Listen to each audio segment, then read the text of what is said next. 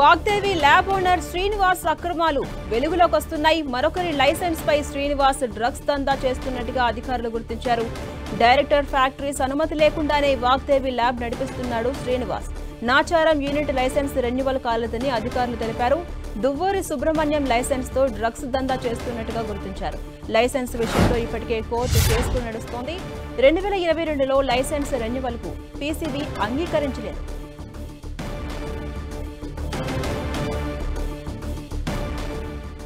Vagdevi lab owner Srinivas అక్రమాలు వెలుగులోకి వస్తున్నాయి. మరొకరి లైసెన్స్ పై శ్రీనివాస్ డ్రగ్స్ దందా కొనసాగిస్తున్నట్టుగా అధికారులు గుర్తించారు. అయితే డైరెక్టర్ ఫ్యాక్టరీస్ అనుమతి లేకుండానే వాగ్దేవి ల్యాబ్ నడిపిస్తున్నాడు Srinivas. Nacharam unit licence renewal కాలేదని అధికారులు గుర్తించారు. దువ్వూరి సుబ్రహ్మణ్యం లైసెన్స్ తో డ్రగ్స్ దందా చేస్తున్నట్టుగా గుర్తించారు. లైసెన్స్ విషయంలో ఇప్పటికే కోర్టులో కేసు కూడా నడుస్తోంది. ఇక 2022లో లైసెన్స్ రెన్యువల్ కు అటు పీసీబీ కూడా అంగీకరించలేదు.